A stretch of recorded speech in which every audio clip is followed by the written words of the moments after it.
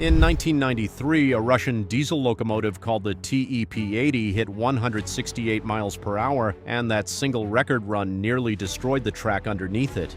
The machine weighed close to 400,000 pounds, 5 times the gross weight of a loaded semi, and at that speed, every rail joint took the mass like a hammer strike. Behind the run, track crews found the rail geometry hammered out of line. The record still stands today, and no railroad on Earth ever tried to repeat it in daily service. That one run answers a question most people never think to ask. Why does every high-speed train on Earth run on electricity and not diesel, while diesel still moves nearly every ton of freight across this continent? The answer is not fuel price, and it is not politics. It is a chain of physical traps, and every time engineers escaped one trap, a worse one was already waiting. Trap number 1 is torque, and anyone who has pulled an 18-speed through the mountains already understands it in their hands. A gearbox is a set of levers, and every lever has a breaking point. A road locomotive diesel makes around 4,000 horsepower. Feeding that through shafts and gears works fine at freight speeds. Push the same driveline toward 120 miles per hour and the math turns vicious. Torque, loads, and rail vibration twist the shafts, hammer the gear faces, and cook the lubricant past its limits.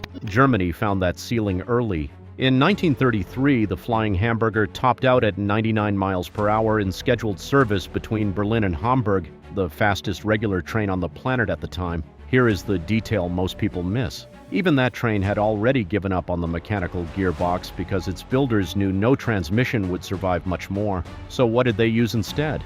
They used the layout you already know from every modern freight locomotive in America. The diesel stops turning the wheels, it spins a generator, and the current flows through heavy cables to traction motors mounted right on the axles. No gearbox, smooth power, enormous starting pull. On paper, the diesel-electric looks like the perfect answer for speed 2. In reality, it walks straight into trap number 2, and trap number 2 is mass. You are now hauling the engine, the fuel tanks, and a generator packed with copper windings and transformer steel, all inside one car body.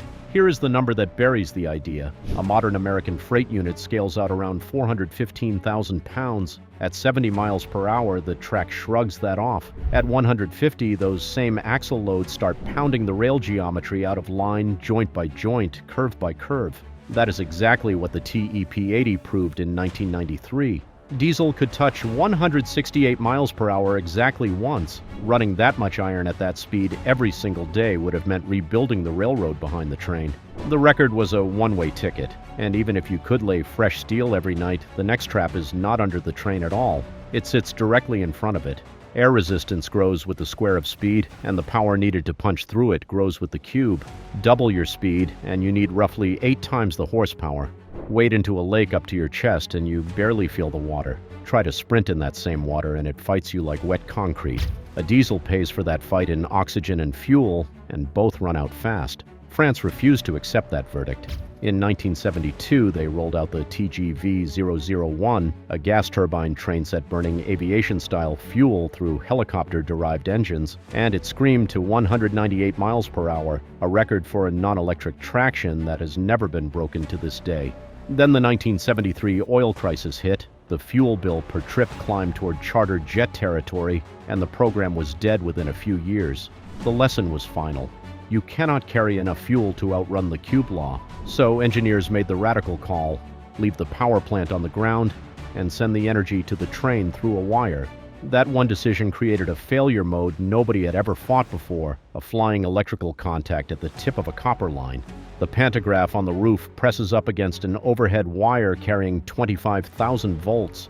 At low speed, the contact stays steady. Push toward 190 miles per hour and the pantograph starts driving a mechanical wave along the wire, the same whip you see when you snap a long garden hose. If the train catches up to its own wave, contact breaks for a split second, an arc flashes and hardware burns. Japan slammed into this wall while building the first Tokaido Shinkansen line for 1964. The fix was brute tension. Crews hung counterweight systems weighing tons on the masts and stretched the copper tight as a guitar string, raising the wave speed so high the train could never catch it, not even in summer heat when metal wants to sag. The power flowed clean at full speed, and the wire problem was solved for good. If you have spent your working life around engines, gears, and heavy loads, subscribe, because this channel digs into the machinery that actually moves the world. Now watch what that wire made possible because it broke a rule every driver lives by. A locomotive needs weight for grip, the same reason a tractor carries ballast over its drive wheels.